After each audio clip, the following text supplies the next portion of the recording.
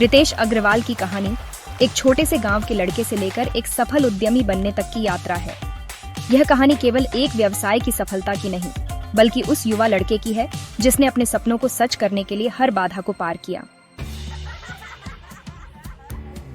रितेश का जन्म 16 नवंबर 1993 को उड़ीसा के एक छोटे से गांव में हुआ था। उनका परिवार साधारण था और रितेश ने भी सामान्य जीवन जिया।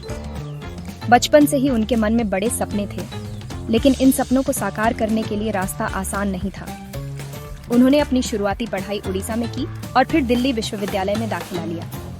हालांकि कॉलेज में उनका मन पढ़ाई में नहीं लगा और एक दिन उन्होंने यह निर्णय लिया कि वह अपने सपनों को पूरा करने के लिए कुछ बड़ा करेंगे। 19 साल की उम्र में रितेश ने अपनी पढ़ाई बीच में छोड़ दी और ओयो रूम्स की शुरुआत की। यह एक छोटा सा लेकिन बहुत बड़ा विचार था। वीडियो पसंद आ रहा है तो कृपया हमारे चैनल को सब्सक्राइब करके हमारा समर्थन करें। रितेश ने देखा कि भारत में यात्रा करने वाले लोग अक्सर ऐसे छोटे होटल्स में रुकते थे जिनकी सुविधाएं और गुणवत्ता बहुत भिन्न होती थीं। उन्होंने सोचा, क्यों न हम इन छोटे होटल्स को एक मानकीकृत प्लेटफॉर्म पर लाकर एक अच्छा अनुभव दे सकें। इस विचार के साथ ही ओयो रूम्स की शुरुआत हुई। शुरुआत में रितेश को बहुत सी कठिनाइयों का सामना करना पड़ा। उन्हें होटल मालिकों से समझाना था कि उनका विचार कैसे काम करेगा। साथ ही निवेशक भी उनके विचार को लेकर संकोच कर रहे थे, लेकिन रितेश का आत्मविश्वास और विश्वास उसे आगे बढ़ने की प्रेरणा देता रहा।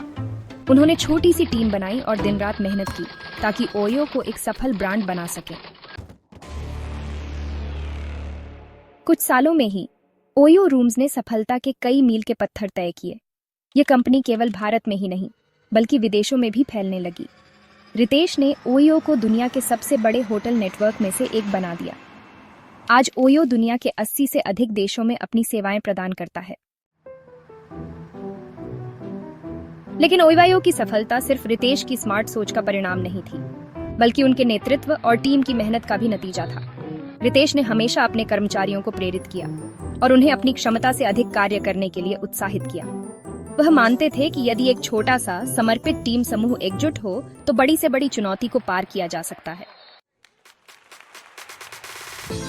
इसके बाद ओयो को वैश्विक मंच पर भी पहचान मिली और कई अंतर्राष्ट्रीय निवेशकों ने कंपनी में निवेश करना शुरू किया। रितेश ने अपनी नेतृत्व क्षमता से ओयो को एक ऐसे मुकाम तक पहुंचाया जहां अब यह एक प्रसिद्ध ब्रांड बन चुका है। रितेश की कहानी सिर्फ व्यवसाय की सफलता की नहीं है, बल्कि यह भी दिखाती है कि कैसे कठिनाइयों और संघर्षों को पार कर कोई भी युवा अपने सपनों को साकार कर सकता है।